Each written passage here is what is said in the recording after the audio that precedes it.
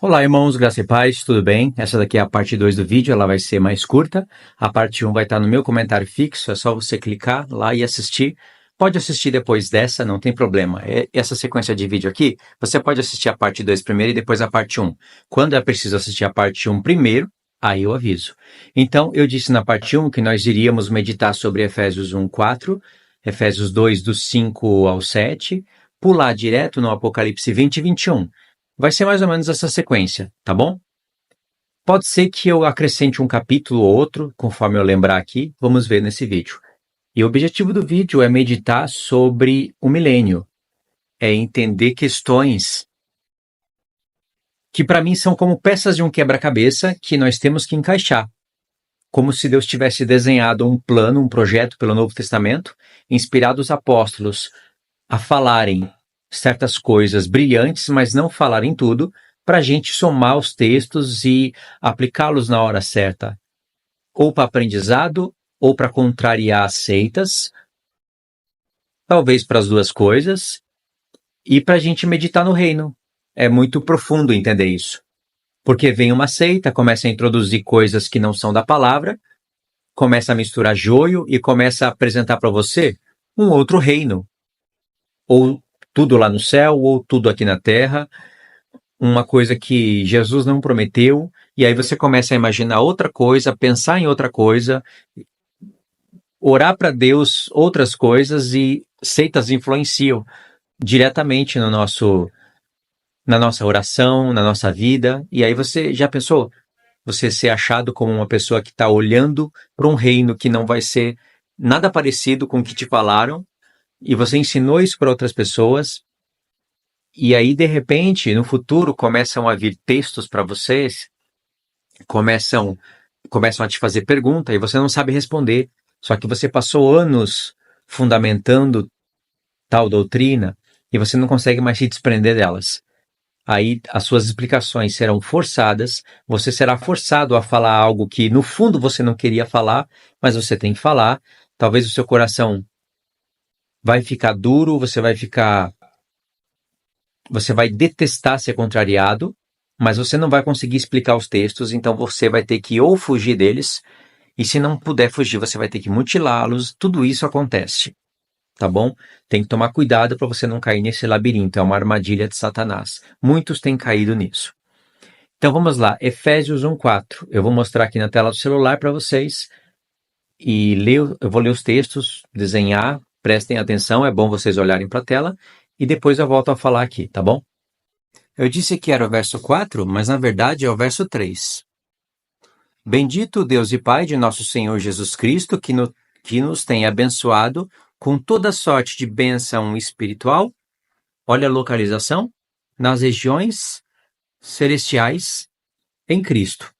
Esse verso aqui, Paulo está falando de algo que vai acontecer no futuro, mas ele já coloca como se já tivesse acontecido. É uma linguagem de fé, é uma linguagem que Paulo usa dela várias vezes em muitos textos, e ele aprendeu isso com o próprio Deus. Em Romanos 4, lá pela metade do capítulo, Paulo fala que Deus é aquele que chama as coisas que ainda não são como se já fossem. Ele colocou Abraão como pai de muitas nações, quando Abraão não tinha... acho que ele não tinha nem Isaac direito. Então, tinha que nascer Isaac, Jacó, as 12 tribos. As 12 tribos ia ser uma nação, Abraão ia ser pai de Israel, das 12 tribos, mas depois esse plano iria alcançar nações, e Abraão ia se tornar pai de nações. Nada disso tinha acontecido e Deus já tinha colocado Abraão por pai. Ok? Então, Paulo aprendeu isso, ele fala isso a respeito da ressurreição, da morte e tudo mais. Então, Paulo está dizendo aqui nesse texto que nós fomos abençoados com toda sorte de bênção espiritual nas regiões celestes. Não são bênçãos das regiões que veio para a terra e agora nós estamos sendo abençoados. Se fosse isso, ele escreveria. São bênçãos espirituais nas regiões celestes. É lá que vai se cumprir essa toda sorte de bênção, sem faltar uma. Querendo dizer que na ressurreição nós vamos ter acesso aos céus. Isso não contradiz Apocalipse, onde diz que a igreja reinará sobre a terra. O reino dos céus vem sobre a terra, reinará sobre a terra, mas ele é dos céus.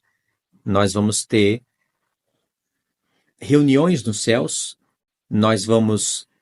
a nossa morada verdadeira é dos céus, será nos céus.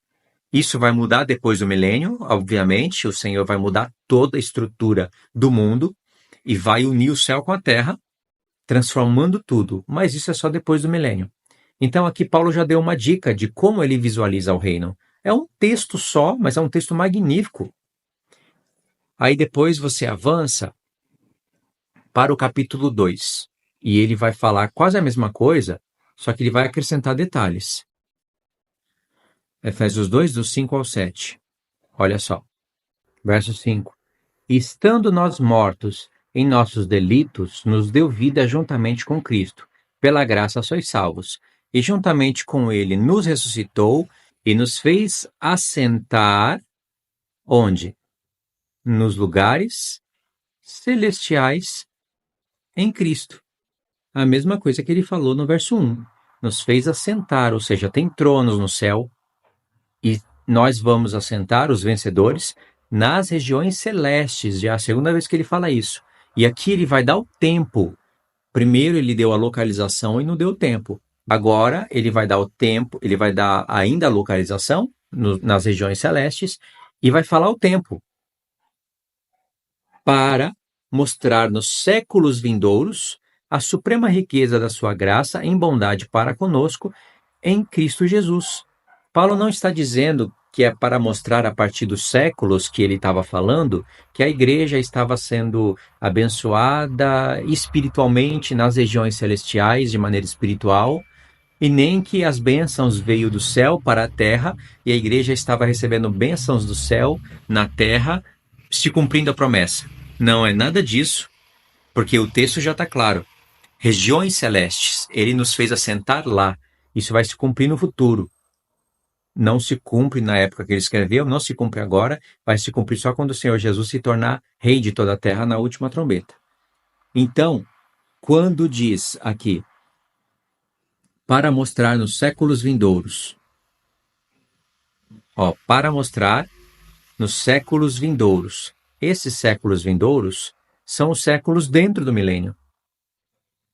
Os séculos vindouros vão ter que testemunhar isso, vão ter que testemunhar a suprema riqueza da sua graça em bondade para conosco em Jesus Cristo.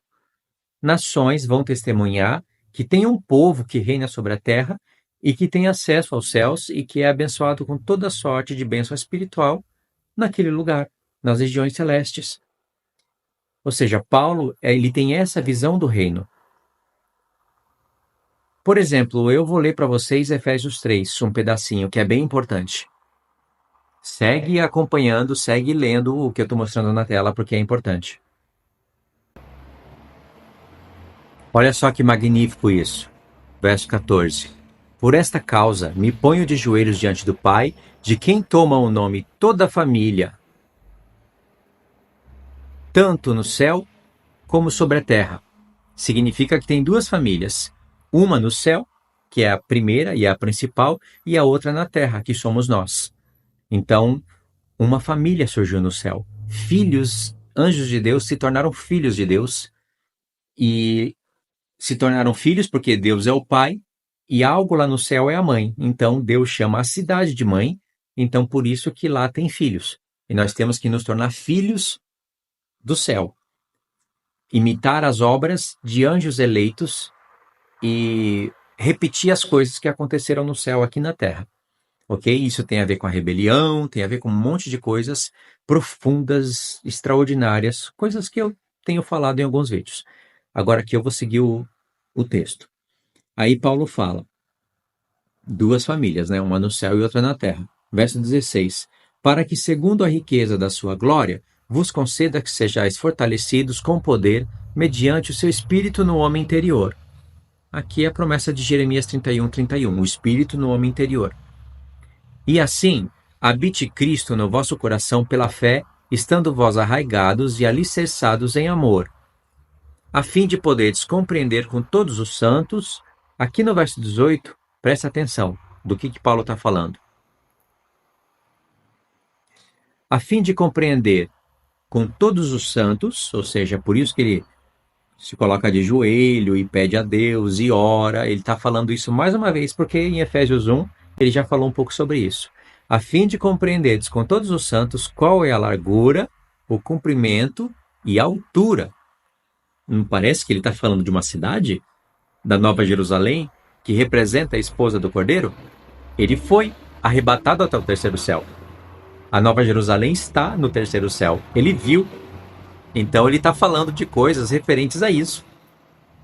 Então por isso que as pessoas, estando ali cessadas em amor, elas podem compreender qual é a largura, o comprimento, a altura e a profundidade, e conhecer o amor de Cristo, que excede todo o entendimento, para que sejais tomado de toda a plenitude de Deus. Ok. Ele está falando de uma cidade. A prova disso é que se você volta um pouquinho, no final do capítulo 2, olha o que Paulo fala, a partir do verso 20.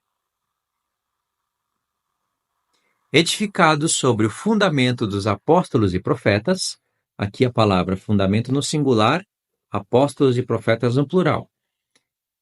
Esse fundamento no singular é Cristo. Jesus Cristo, a pedra angular, no qual todo o edifício, bem ajustado, cresce para santuário dedicado ao Senhor, no qual também vós juntamente estáis sendo edificados para a habitação de Deus no Espírito. Paulo está falando, vocês são o santuário de Deus, Deus habita em vocês, mas existe um santuário que reflete vocês. Claro que o da antiga aliança já era uma sombra, o nosso corpo se torna uma realidade para esse tempo, mas é de glória em glória, como eu disse no vídeo 1. Então, existe um santuário no céu que ele é supremo, ele foi edificado antes da fundação da terra, antes dos anjos nascerem, aquele santuário foi edificado. E quando Deus edificou a Nova Jerusalém, ele pensava na sua esposa, ele contava a história dele com seu filho, através do seu espírito, na humanidade e principalmente na igreja. Tudo isso está sendo contado lá em Apocalipse 21 e 22. Nas muralhas, nas pedras preciosas, nos fundamentos da cidade, na própria cidade, na altura, largura e profundidade, altura, largura e comprimento. Pode ver que as numerações falam primeiramente das tribos, depois dos apóstolos, 12 por 12. O muro tem 144 côvados, tem 12 pedras preciosas, mas o que? Ele é de jaspe, ele tem todo tipo de pedra preciosa, cada porta é uma pérola, ou seja, é uma edificação da igreja. A cidade não é a igreja, a cidade reflete a igreja. A cidade, ela é chamada de mãe porque lá se originou uma família de Deus. E de fato, Paulo está falando aqui de um santuário, certo? E no capítulo 3, você vê que ele está falando de altura, largura, comprimento, e você sabe que ele foi arrebatado lá. A conta está feita. Ou seja, Paulo tem na mente que um dia nós vamos estar no mesmo lugar aonde ele foi arrebatado. E lá vai se cumprir o que ele disse. Ele nos fez assentar nas regiões celestiais em Cristo.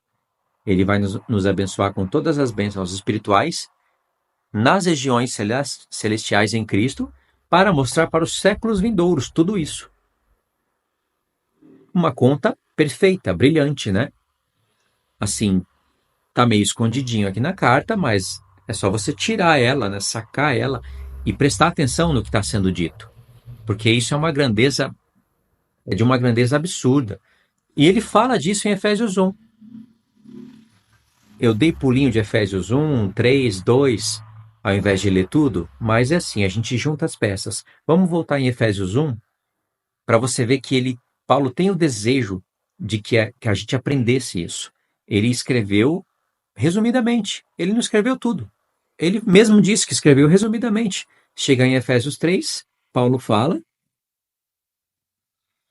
aqui, pois segundo uma revelação, me foi dado a conhecer o mistério, conforme vos escrevi há pouco, resumidamente. Ou seja, ele falou que eu escrevi antes, eu escrevi resumidamente. É um mistério, e o que ele continua escrevendo é resumidamente. Agora, vamos em Efésios 1, e vocês vão compreender um pouquinho mais do que eu estou falando. Verso 15. Por isso também, eu, tendo ouvido a fé que há entre vós no Senhor Jesus, e o amor para com todos os santos, não cesso de dar graças por vós, fazendo menção de vós nas minhas orações, para que o Deus do nosso Senhor Jesus Cristo, o Pai da glória, vos conceda espírito de sabedoria e de revelação. 2 espíritos. É o do Espírito de Deus, mas aqui em 2 virtudes, sabedoria e revelação. No pleno conhecimento dele. Lembra que eu falei na parte 1? Pleno conhecimento de Cristo, pleno conhecimento da verdade. Mas você precisa de espírito de sabedoria e de revelação. E mais, tendo o espírito de sabedoria e de revelação, olha o que acontece. Iluminando os olhos do vosso coração, para saberdes qual é a esperança do seu chamamento. Então nós precisamos dos olhos do nosso coração, da mente, iluminados. E para isso precisa de espírito de sabedoria e de revelação, e para isso precisa de um apóstolo desse calibre orando e intercedendo. Aí você recebe espírito de Deus. Aí nasce uma sabedoria e vem a revelação. Os seus olhos são iluminados. Os olhos do coração, da mente, são iluminados. É lógico que isso é pelo Espírito de Deus, mas através das Escrituras. E sabendo tudo isso, olha o processo das coisas. Acontecendo tudo isso, olha o que acontece, o verso 18.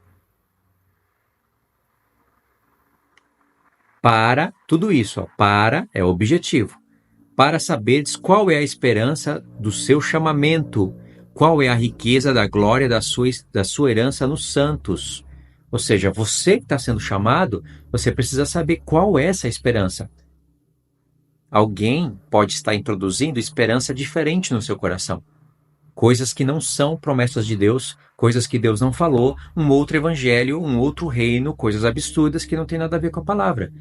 Paulo orava, e não somente orava, ele ensinava tudo isso. Então, pessoas que ensinam coisas que não têm a ver com a palavra, mas usam a palavra, têm que discernir o que essa pessoa está fazendo. Até que ponto ela foi enganada. Porque certamente ela não teve os olhos do coração iluminados. Ela não recebeu o espírito de sabedoria e de revelação. O espírito que está nela é outro. Então, tem que provar os espíritos. Aí você vai conhecer, então, o seu chamamento. A glória, a herança. E aí o verso 19 diz: e qual a suprema grandeza, do seu poder para com os que cremos, segundo a eficácia da força do seu poder. Aí Paulo vai explicar as coisas aqui, vai para o capítulo 2, acrescentando mais detalhes. Compreenderam? Ou seja, coisas que Paulo está escrevendo nessa carta são profundas e nós temos que compreender. Vocês lembram na parte 1 que eu falei sobre 3 ou 4 linhas? Eu falei sobre o amilenismo, o pós-milenismo, o pré-milenismo, e aí eu tive que falar também do pré-tribulacionismo. Não todos os detalhes, nem metade deles, mas eu expliquei basicamente as linhas. Linhas que anulam o milênio. Eles apresentam um milênio atual, espiritual, que não coincide com nada. É um absurdo total. Parece uma coisa boba, mas quando você vai olhar o que eles têm que fazer com todas as sequências de textos, desde da lei, eles não usam muito o livro da lei. Eles, quando eu digo eles, vocês sabem, né? É a seita calvinista que prega o amilenismo e o pós-milenismo. Então, eles usam alguns textos dos profetas. É raro isso acontecer, mas eles usam e distorcem. Eles espiritualizam tudo e é muito forçado. Não tem necessidade alguma deles fazerem isso. Mas é a mente de João Calvino, né? É o espírito de João Calvino nesse povo. E esse espírito é tão forte que ele tem tomado pessoas que não são calvinistas e tem colocado, inserido ideias amilenistas, propostas pós-milenistas e artifícios, estratégias que pertencem a esse povo em pessoas que são pré-milenistas e ainda cria uma confusão terrível.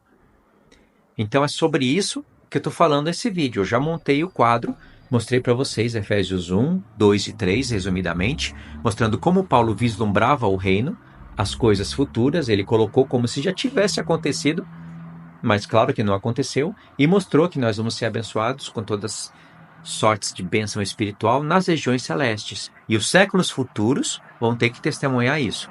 Se você não leva isso a sério, quando você chega no Apocalipse 20, você vai ter que criar um absurdo com aquilo ali. Amilenistas e pós-milenistas vão mudar tudo aquilo de ordem e vão espiritualizar tudo. Mas tem pessoas pré-milenistas que vão começar a fazer quase a mesma coisa. Eles vão pegar a Nova Jerusalém, que está depois do grande trono branco, e vão colocar ela antes do grande trono branco e antes do milênio, querendo dizer que a Nova Jerusalém desce junto com Cristo para iniciar o milênio literal, mas o grande trono branco está lá. Só que quando o Senhor Jesus apresentou os fatos, ele não apresentou nessa sequência. Então, a pessoa cria esse absurdo e para ela sustentar isso, ela vai ter que distorcer textos vez após vez.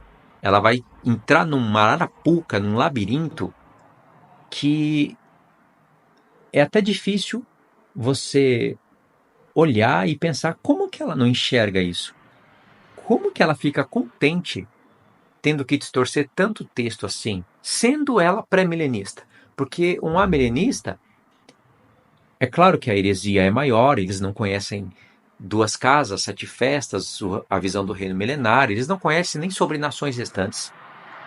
Então, é mais herético. Só que dentro da filosofia de um reino espiritual, tem uma certa consistência. É herético, mas assim, eu consigo entender o que eles fazem. Agora, um pré-milenista, de vez em quando usar argumentos amilenista, pós-milenista, mas falar, eu creio no milênio literal, só que isso não é assim, aqui está errado, na verdade essa peça é aqui, é aquela ali, aqui está meio bagunçado, eu vou colocar em ordem. É uma coisa absurda, e eu vou mostrar isso para vocês. Lá em Apocalipse 20, olha que enrascada esse povo se mete. E não só eles, isso aqui contraria todas as linhas. Todas essas linhas heréticas. Presta atenção. A partir do verso 11, a gente pode começar a ler o que foi falado antes. Passou o milênio, Satanás foi solto, enganou as nações, tudo isso aconteceu até o verso 10. Verso 11.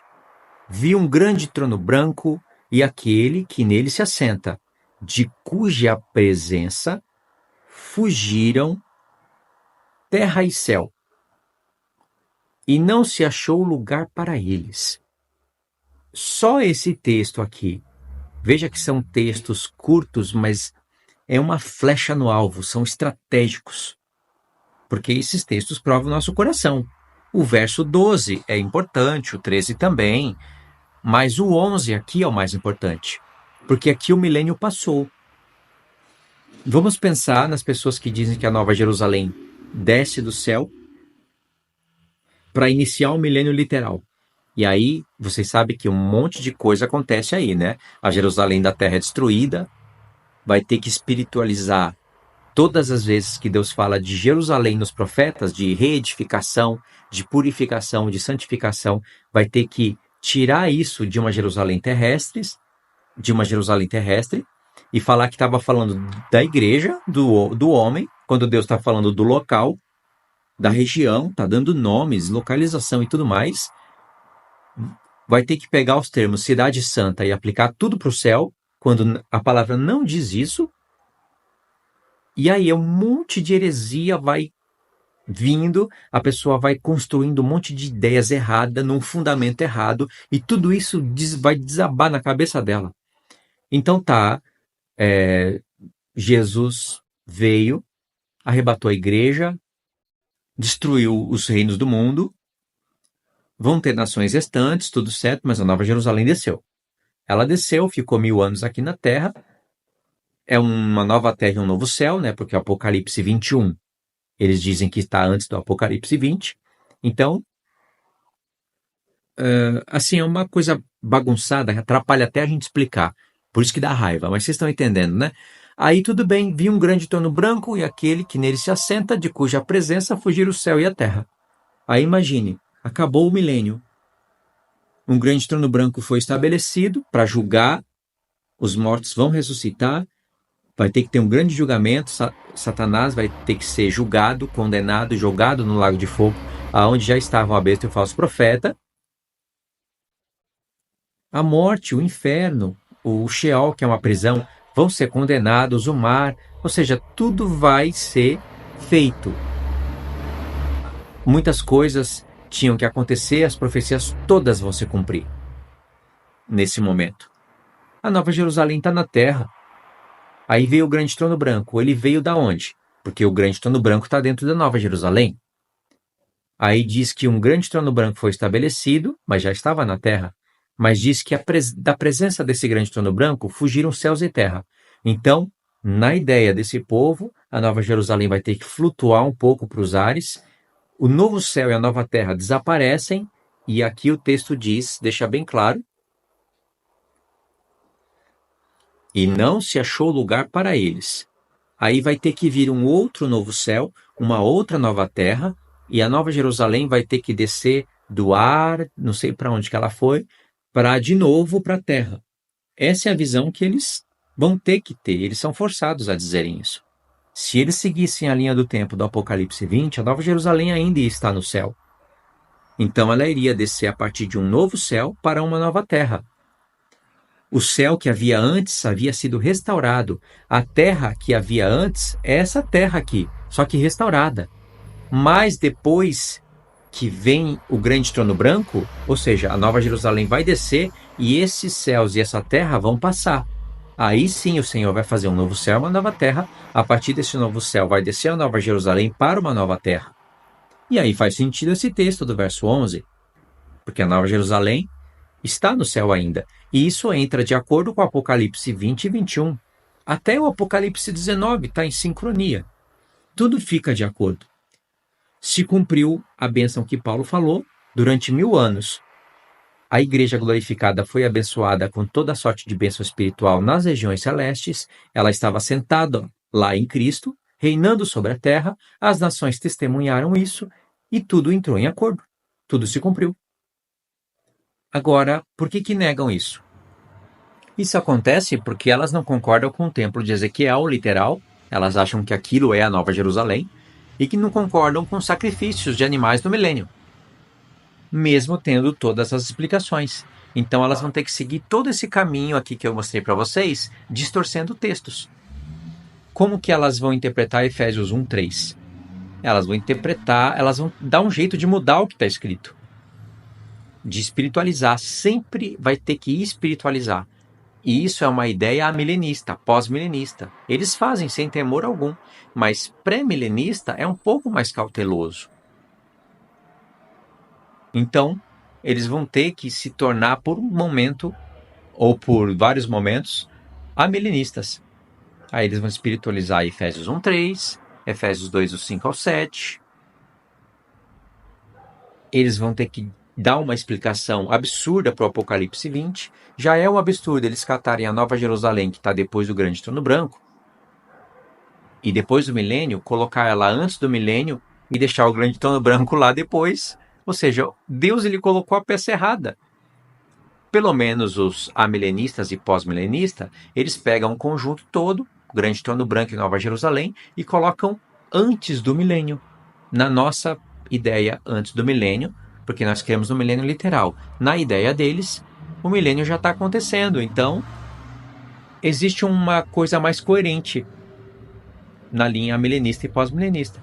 Mas tem pré-milenista que está pegando a Nova Jerusalém, deixando o grande trono branco lá e colocando ela antes. Aí eles vão ter que tropeçar em tudo isso que a gente está mostrando, que eu estou mostrando para vocês. E o Apocalipse 20? Eles vão falar sem medo nenhum, pode saber que a explicação é essa. Eles vão dizer que a Nova Jerusalém vai flutuar para os ares, o grande trono branco vai aparecer.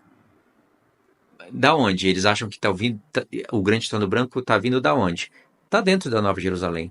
Aí ela vai ter que flutuar para os ares, o novo céu e a nova terra que eles falam que é o do Apocalipse 21, vão ter que desaparecer para vir outro novo céu e outra nova terra. Não é no caso em que o céu e a terra que hoje existe foi restaurado e se tornou novo por causa da restauração. É no caso que eles acreditam que foi novo mesmo. Ou seja, eles vão ter que pregar 2 novos céus e 2 novas terras nessa perspectiva. Coisa que o Apocalipse não está dizendo. É um absurdo ensinar isso daí, né? Isso é só um pouco dos detalhes que eles vão ter que distorcer. Tem muitos outros textos que eles vão ter que espiritualizar, aí se torna uma coisa absurda. Isso é um nível de heresia que chega bem perto de amilenismo e pós-milenismo. Por que não é tão herético? Porque ainda esse tipo de pessoa aprendeu sobre 2 casas, sobre 7 festas, acredita em nação restante, mas eles não querem que restem judeus. Ou seja, templo de Ezequiel. Se restar judeu, vai ter que ser metido lá no meio das nações e judeus vão virar nações restantes, na cabeça deles, né? Na cabeça de outros não tem nem judeu restante, nem nação restante, não tem nem reino na terra, é tudo no céu. Ou seja, é um monte de heresia. Por isso que Paulo fala, tem que ter alguém que entende a palavra, entendeu, vai ter que dobrar o joelho e orar para Deus, para o povo receber espírito de sabedoria e de revelação, pedir para Deus, para através do espírito de sabedoria e revelação, eles terem os olhos da mente iluminados e poder entender a grandeza do seu chamamento. Entender a grandeza do seu chamamento é entender que você é um cidadão celestial, que sua morada é no céu, pelo menos por 1000 anos, e que você vai reinar sobre a terra. E que um dia o céu, o terceiro céu, vai vir sobre a terra e tudo vai se unir. Ou seja, isso é entender a grandeza do chamamento. Compreender? Então, a partir desses textos, a gente consegue ver o que Paulo estava querendo passar para a igreja. Passou, mas não com todas as palavras. O Espírito Santo inspirou Paulo a escrever um espetáculo de revelação em 6 capítulos, resumido, como se fosse um teste para nós. Paulo poderia escrever Efésios capítulo 7, 8, 9, 10, se bem que ele não escreveu por capítulos, e explicar mais coisas para a gente, falar de Efraim e Judá, falar de festas e usar termos que a gente usa hoje, mas o Espírito Santo impediu. Inspirou o apóstolo Paulo a escrever o que era suficiente para ficar uma equação matemática, para a gente meditar, entendeu? Como se nós tivéssemos que completar a carta. Porque o apóstolo Paulo poderia ter escrito mais, mas não escreveu. Isso é proposta do Espírito. Talvez nem o apóstolo Paulo sabia que isso iria acontecer, não estava entendendo entendendo tudo, o que iriam fazer com todos esses ensinos no futuro. Ou ele sabia, mas não quis escrever, não quis revelar. Porque se aqueles eventos não acontecessem na igreja de Coríntios, Paulo não iria revelar nunca que ele foi até o terceiro céu. Sobre isso a gente tem que meditar e entender a grandeza da honra do apóstolo Paulo. Deus não proibiu Paulo de falar que ele foi arrebatado até o terceiro céu, mas proibiu Paulo de falar as coisas inefáveis que ele ouviu na terra. Foi proibido. Paulo não foi lá ao terceiro céu para aprender sobre casa de Israel, festa. Isso ele aprendeu na Escritura, pelo Espírito de Deus. Ele ouviu coisas inefáveis que não é lícito falar aos homens. Foi coisa que Deus deu para ele, diretamente para ele. Ou seja, Deus proibiu Paulo de falar isso para os homens, mas não proibiu de falar que ele foi até o terceiro céu. Só que Paulo não iria falar. Aconteceu um evento na igreja de Coríntios que ele se sentiu forçado a falar. E ele entendeu. Ou seja, ele obedeceu à ordem do Senhor e falou só porque foi preciso. Senão nós nunca iríamos saber que ele foi arrebatado até o terceiro céu. Ou seja, ele não queria que as pessoas pensassem dele mais do que era necessário. Ele poderia sair falando isso para todas as igrejas. Se você fosse arrebatado até o terceiro céu e escrevesse 12 cartas, 12 ou 13 cartas, você não ia fazer questão de destacar isso nas cartas? Eu ia destacar em todas. Fui até o terceiro céu. sou apóstolo de Cristo, não estavam me aceitando, eu ia falar, você foi arrebatado do terceiro céu? Eu fui. Por mais que é verdade, é mania de grandeza. E o apóstolo Paulo não queria isso para ele. Ele só falou porque foi forçado a falar. Da mesma maneira, o que eu estou querendo dizer com tudo isso é que o apóstolo Paulo talvez soubesse de tudo que iriam fazer com as cartas dele, mas ele não poderia falar, ele não quis falar porque viu que era um projeto de Deus em provar os nossos corações. É lindo entender isso, né? Muito profundo. Então eu não sei provar o que é, se Paulo sabia de tudo que iriam fazer com as cartas dele, ou se ele não sabia. Seja como for, tem esse exemplo aí que a gente sabe que Paulo poderia ter levado com ele essa revelação. E é uma coisa que qualquer um de nós iríamos tocar trombeta para todos. Imagine, ser arrebatado ao terceiro céu. Poxa, por que eu não vou falar isso? E Deus não proibiu Paulo de falar. Mas você vê que honra, é isso que eu estou querendo dizer. Que honra que esse homem tinha. Então tá, vocês entenderam o propósito, né? Vocês entenderam a parte 1 e essa é a parte 2. Ficou tudo alinhado. Se você não assistiu a parte 1, agora você vai no meu comentário fixo e você vai direto para a parte 1. Eu não li textos, mas eu expliquei coisas que eu não falei aqui. Tá bom, irmãos?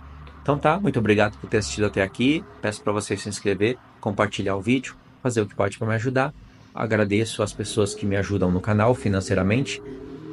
Não é curso vendido, não é por valores, não é comércio, não é nada. São só pessoas que me ajudam desde quando eu cheguei no Brasil e minha vida tem sido suprida assim por irmãos e irmãs.